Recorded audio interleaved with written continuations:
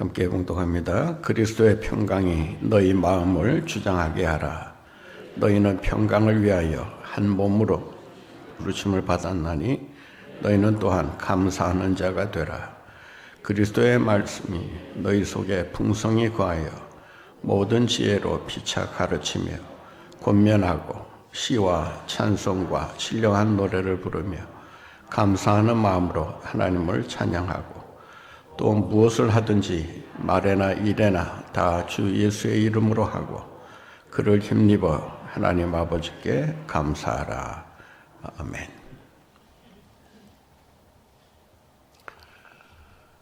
지금으로부터 60년 전에 우리의 삶의 상황을 살펴보면 일상적인 삶에 필요한 생활 조건이 72가지가 되고 그 중에 절대적으로 필요한 것이 18가지가 된다고 합니다. 그런데 오늘날 어떻게 변했는가? 일상의 삶에 필요한 생활 조건이 500가지가 넘어서고 있고 절대적으로 필요한 것이 50가지가 된다라고 합니다.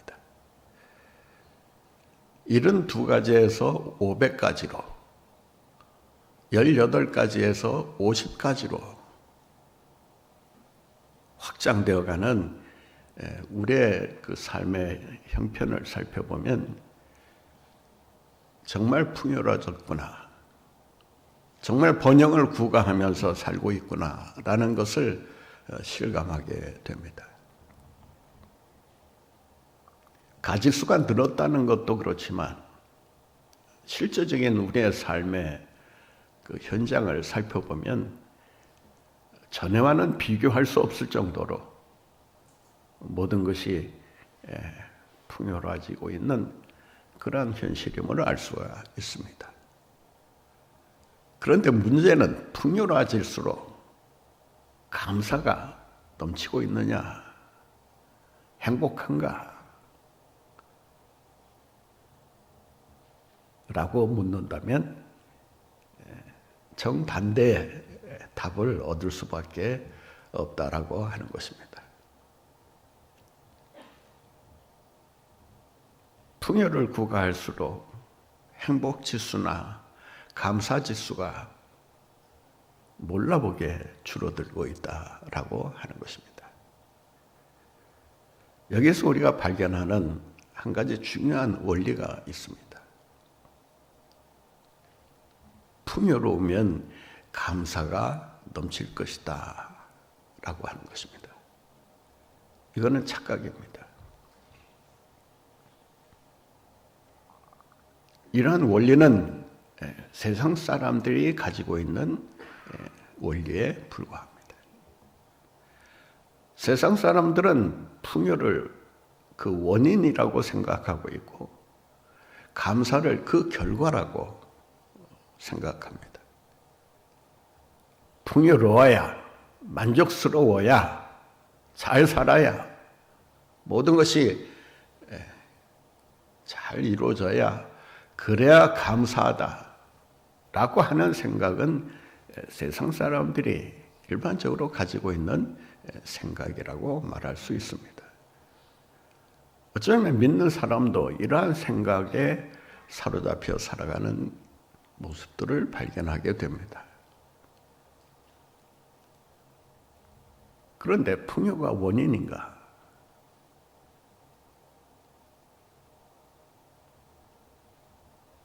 물론 풍요로워질수록 우리의 마음이 여유로워지고 또 안정되는 그런 삶을 가지게 되는 것은 분명합니다. 그러나 감사하며 살고 있는가? 라고 묻는다면 정반대의 답이 나오게 된다라고 하는 것입니다.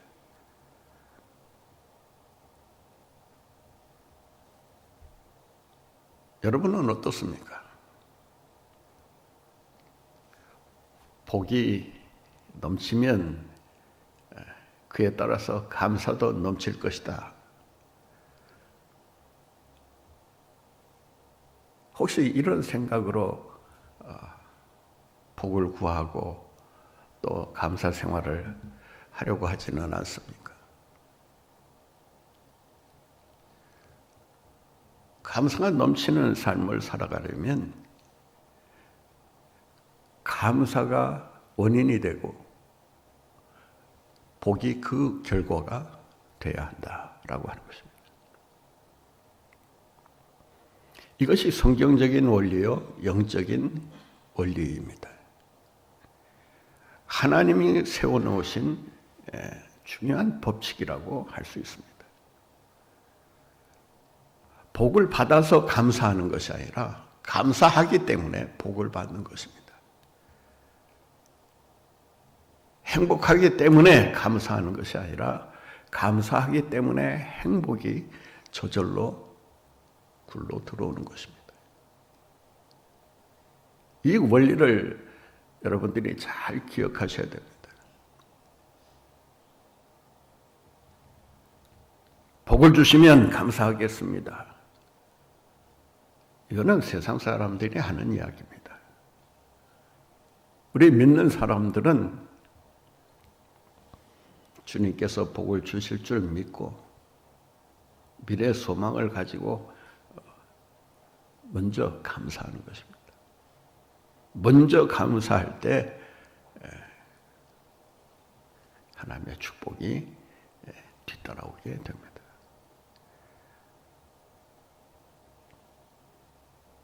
이 법칙을 모르기 때문에 항상 우리는 거꾸로 하다가 그냥 불평하고 맙니다.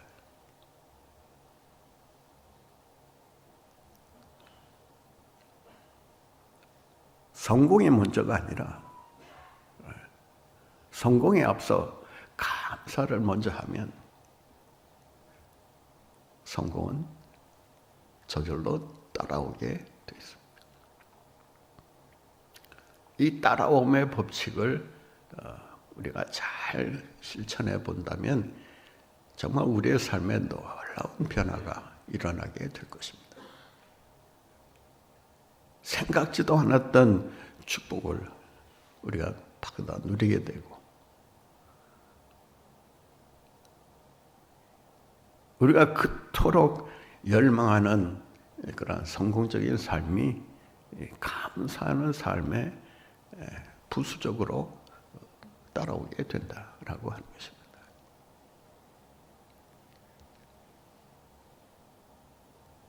건강 주시면 제가 감사할게요. 이게 아니에요. 지금 비록 내 몸이 아프고 고통스럽고 병이 있다 할지라도 그 가운데서 감사하면 하나님께서 그 병도 고쳐주시고 건강도 회복하게 하실 줄로 믿습니다. 실제로 제가 들었던 간증입니다. 정말 몸이 아파서 견딜 수가 없어서 병원을 찾았는데 그 의사로부터 좀 불안한 그런 진단을 받았다고 합니다.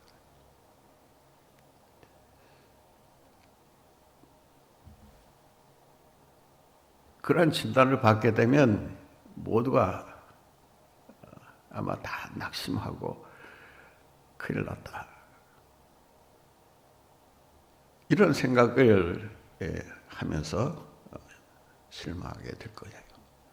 근데 그분은 왠지 마음에 평안이 오면서 지금 이 현실을 놓고 감사해야 되겠다. 그래서 감사의 기도를 계속 하다 보니까 자기도 모르는 사이에 그 증세가 서서히 없어지면서 나중에 다시 검사를 해보니까 아무 이상이 없다는 그런 결과를 얻었다고 합니다.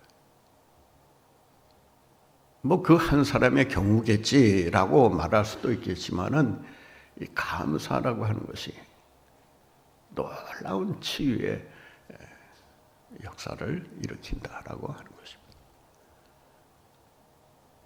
혹시 여러분 가운데 몸이 참 괴롭고 고통 때문에 참 신음이 절로 나는 그런 삶을 살고 계시다면 신음을 내뱉기 전에 먼저 감사를 한번 실천해 보세요.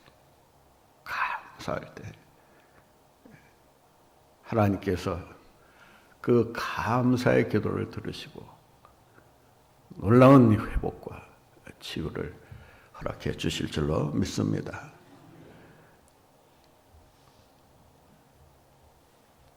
건강이 먼저가 아니라 감사가 먼저다. 성공이 먼저가 아니라 감사가 먼저다. 복 받는 것이 먼저가 아니라 감사가 먼저다. 우리 성도님들 중에는 이런 말씀을 하시는 분들이 많이 계세요. 아유, 삶에 여유가 생기면 그때 가서 봉사하죠. 돈 좀 많이 벌면 그때 가서 좀 더 열심히 헌신하겠습니다.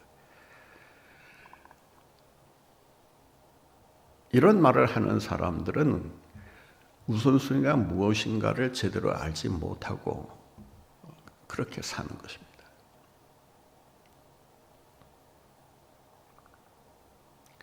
여유 있는 삶이 먼저가 아니라 헌신하는 삶이 먼저여야 합니다.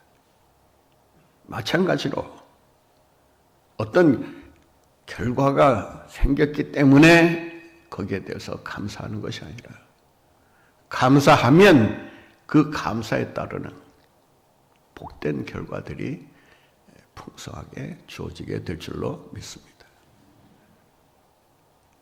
감사부터 한번 해보세요. 다음 세대에게 우리가 전수해 줘야 될 가장 소중한 그리스도인의 덕목이 있다면 바로 이 감사하는 삶이라고 할 수 있습니다.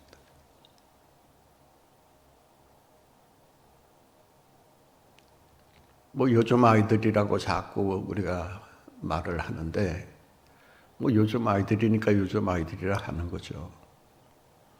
그런데 요즘 아이들에게서 참 찾아보기 어려운 것 중에 하나가 뭐냐 하면은 감사예요.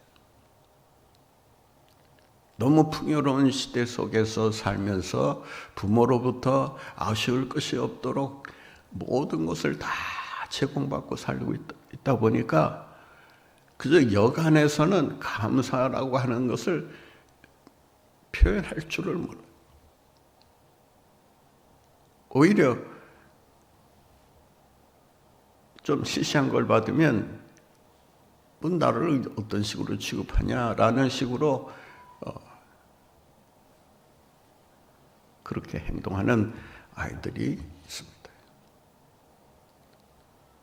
다음 세대가 배워야 할 것, 반드시 지켜 행해야 될 것이 있다면 바로 감사하는 일이라고 할 수 있습니다.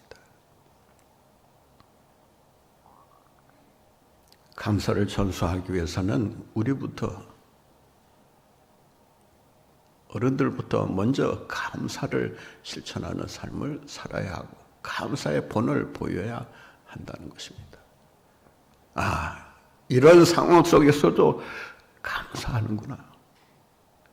이런 상황에서도 감사할 때 이런 결과를 하나님께서 우리에게 주시는구나. 부모의 신앙으로부터 그걸 배울 수 있어야 하는 거 아니겠습니까? 늘 세상 탓하고 운명 탓하고 남 탓하고 하면서 불평 원망을 들어놓게 되면 자녀들이 그러한 부모를 통해서 무엇을 배우겠습니까? 불평을 전수하지 말고 감사를 전수하기에 힘써야 합니다.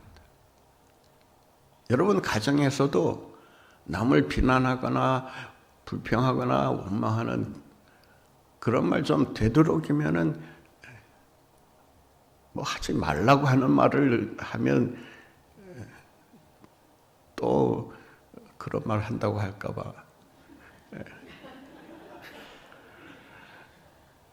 하긴 하되 최대한 줄이세요. 제발 좀 줄이세요. 그 하나마나한 것들. 예? 불평해봐야 아무 소용이 없는 것들. 그 쓸데없는 걱정, 염려하면서 불평하게 되면 아이들이 그러한 부모들을 통해서 무엇을 배우겠습니까?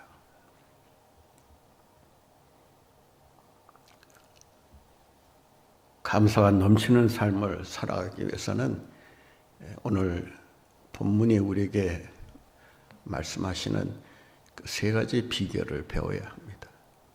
그 첫째가 뭐냐? 그리스도의 평강이 너희를 주장하게 하라. 15절 말씀 보세요. 같이 읽겠습니다. 그리스도의 평강이 너희 마음을 주장하게 하라. 너희는 평강을 위하여 한 몸으로 부르심을 받았나니 너희는 또한 감사하는 자가 되라.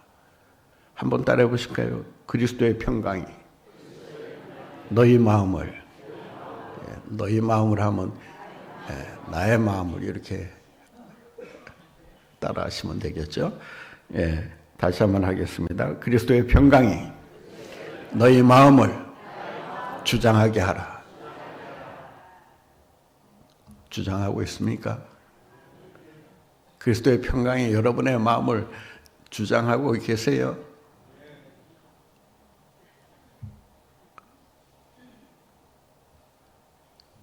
주장한다라고 하는 말은 주관한다, 다스린다, 통치한다 그런 말입니다.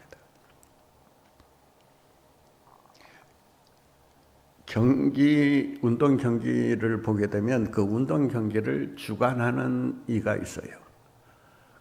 그 주관하는 이가 누굽니까? 심판이죠. 심판. 심판이 그 경기를 주관합니다.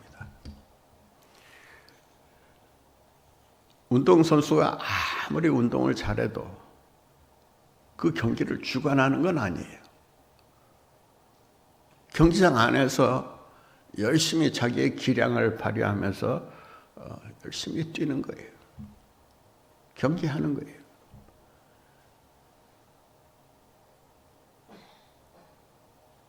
그 경기를 주관하는 이는 심판입니다.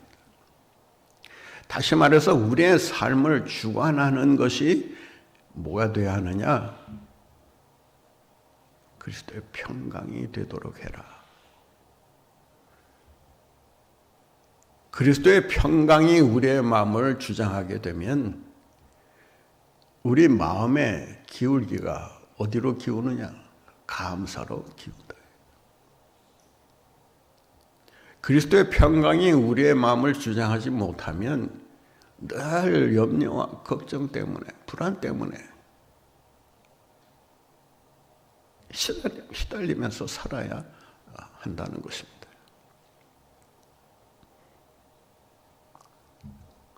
우리의 삶에 돈이 주관하지 않도록 조심해야 합니다.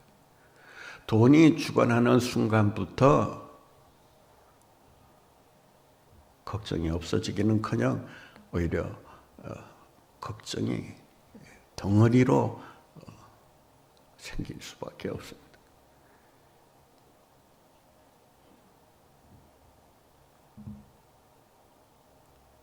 우리의 욕망이 우리를 주관하지 않도록 항상 조심해야 합니다.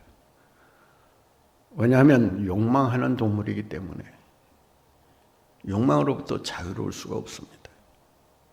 그 욕망을 통치하고 다스리는 것이 무엇이 되어야 하느냐?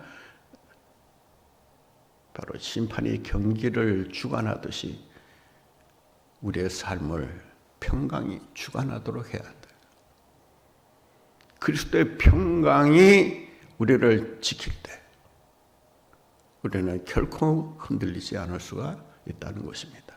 어떤 상황 속에서도 감사할 수 있는 그런 능력 있는 삶을 살아가게 되는 것입니다. 빌립보서 4장 6절 7절 말씀에 보면 아무것도 염려하지 말고 다만 모든 일에 기도와 간구로 너희 구할 것을 하나님께 감사함으로 아뢰라. 그리하면 지각에 넘치는 하나님의 평강이 그리스도 예수 안에서 너희 마음과 생각을 어떻게 하신다고요? 지키시리라. 우리 모든 행동의 원인이 되는 이 생각과 마음을 누가 지켜줘야 되느냐? 평강이 지켜줘야 합니다. 그리스도의 평강이 지켜주면요, 우리를 흔들 자가 없습니다. 아무리 상황이 힘들고 어려워도요, 그리스도의 평강이 우리를 주관하고 통치하고 다스리면 우리를 대항할 적이 없다는 사실을 기억하시기 바랍니다. 그리스도의 평강이 우리의 마음과 생각을 지키도록 해야 합니다.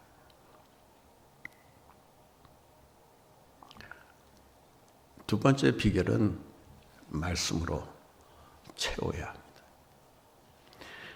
본말씀 16절을 한번 보겠습니다. 그리스도의 말씀이 너희 속에 풍성히 거하여 모든 지혜로 피차 가르치며 권면하고 시와 찬송과 신령한 노래를 부르며 감사하는 마음으로 하나님을 찬양하고. 그리스도의 말씀이 너희 속에 풍성히 거하도록 하라. 우리가 감사를 하면서 살아갈 수 있는 중요한 비결이 여기에 기록되어 있습니다. 그리스도의 말씀으로 채워야 합니다. 한번 따라해 보실까요? 그리스도의 말씀이 너희 속에 충만하시기를 원하노라.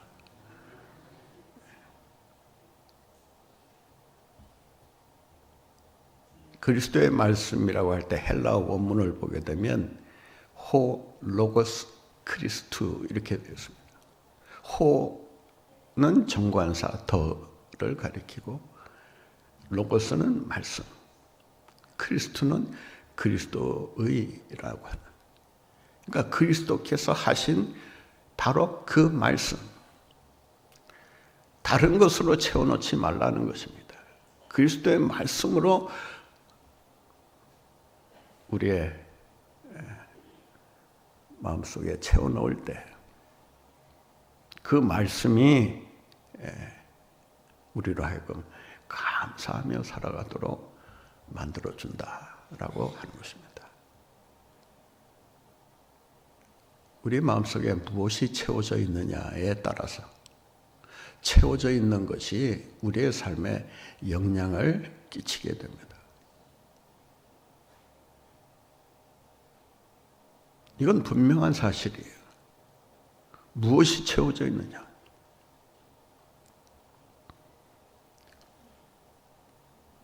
우리 다음 세대들이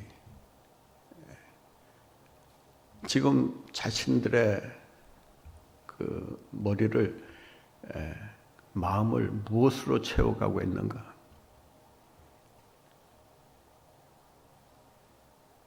그들이 하루 종일 무엇을 하고 있는가를 보면 알 수가 있습니다. 그들은 부지런히 SNS 하면서 유튜브 하면서 머릿속에 집어넣는 게 뭐예요? 세상 지식과 정보.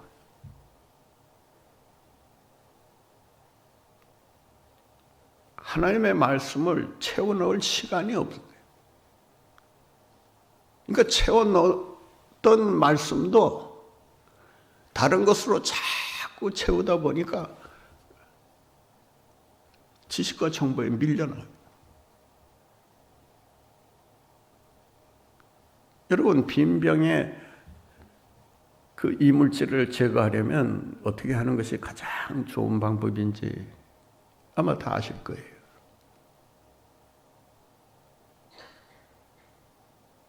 그 빈병 안에 물을 채워넣으면 이물질은 저절로 빠져나오게 됩니다.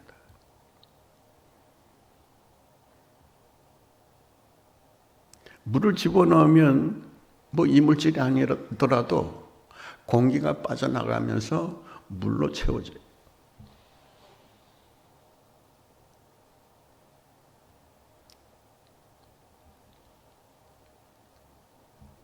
우리의 마음속에서 불평을 제거하는 가장 좋은 방법은 뭐냐?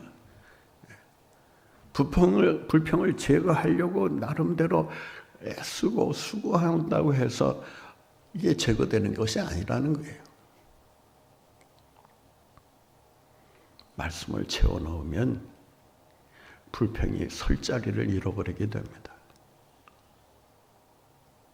말씀으로 채워져 있는데, 말씀으로 무장되어 있는데, 그 말씀의 힘에 쫓겨나가지 않을 것이 무엇이겠습니까? 불평도 쫓겨나가고, 거짓도 쫓겨나가고, 진리의 말씀으로 무장하면 다른 인생관, 가치관을 갖게 되면서 정말 인생을 승리하며 살아갈 수가 있게 됩니다. 어떤 상황 속에서도 우리가 감사할 수 있기 위해서는 말씀의 지배를 받아야 합니다. 말씀의 지배를 받는 생각, 말씀의 지배를 받는 언어, 말씀의 지배를 받는 행동. 이거는 말씀으로 채워졌을 때만이 가능한 일이에요.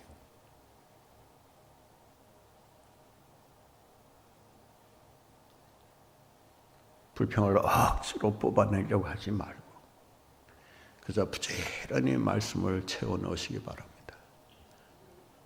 말씀을 채워 넣으면 그 말씀이 그 말씀의 능력으로 인해서 불평에 쫓겨가고 질병에 쫓겨가고 귀신의 역사가 쫓겨갈 줄로 믿습니다. 이 원리를 우리가 잘 터득하기만 하면 정말 감사를 날마다 실천하며 살아갈 수가 있게 되는 것입니다. 감사하는 자로 살아가려면 어떻게 해야 되는가? 오늘 본문 말씀 17절을 보겠습니다. 함께 읽겠습니다. 또 무엇을 하든지 말에나 일에나 다 주 예수의 이름으로 하고 그를 힘입어 하나님 아버지께 감사하라. 누구를 힘입어? 예수 그리스도를 힘입어야 합니다. 힘을 입는다라고 하는 것은 옷을 입듯이 입는다. 그런 말도 있지만은 이 입는다라고 하는 말은 신이 내린다. 그런 뜻도 있습니다. 그러니까 신이 내려서 그 신이 우리를 지배하고 우리를 통치하는 그런 삶을 가리켜서 힘입는다라고 말합니다.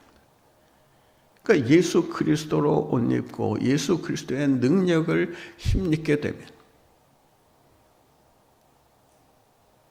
그 힘으로 모든 악한 권세를 쫓아내고 날마다 감사하는 삶을 살아갈 수 있게 된다라고 하는 것입니다. 오늘 본문 말씀에 보면 우리에게 감사하는 자가 되라고 말합니다. 감사하는 자가 되라. 우리 앞뒤 좌우에 계신 분들과 한번 인사 나누실 때 감사하는 자가 됩시다. 인사하세요. 이 감사하는 자가 되라는 말은 감사하는 존재가 되라는 거예요. 여러분 감사는요. 감사하는 존재가 될 때 감사는 저절로 감사하게 됩니다. 존재가 불평하는 존재면요. 아무리 감사의 조건이 쌓여 있어도 그 감사 속에서 불평을 찾아냅니다. 아주 기가 막혀요.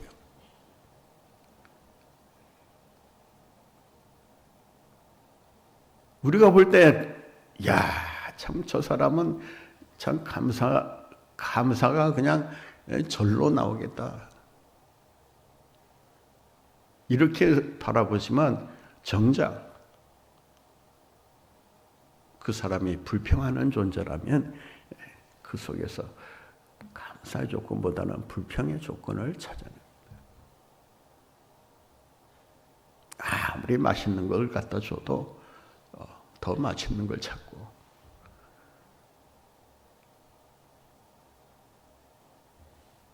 우리가 우리의 인생을 정말 지혜롭게 살아간다는 것, 이 지혜롭게 살아야 행복한 인생을 살아갈 수 있는 거 아니겠습니까? 그렇다면 그 지혜롭게 산다는 것이 뭐냐? 바로 감사하는 자가 되어 살아가는 삶이라고 할 수 있습니다. 오늘 하루도 감사하는 자로 살아가는 가운데 감사의 삶을 통해서 모든 상황과 조건을 극복하고 승리하는 여러분들의 삶이 되시기를 바랍니다. 그리고 우리의 다음 세대에게 정말 그리스도의 평강, 그리고 하나님의 말씀, 그리고 그를 힘입어 살아가는 이 삶의 비결을 잘 보여주고 가르쳐서 다음 세대가 정말 감사하는 자로 하나님의 손에 귀하게 쓰임받는 그런 우리 다음 세대가 되고 또 우리 모두가 될 수 있기를 간절히 바랍니다.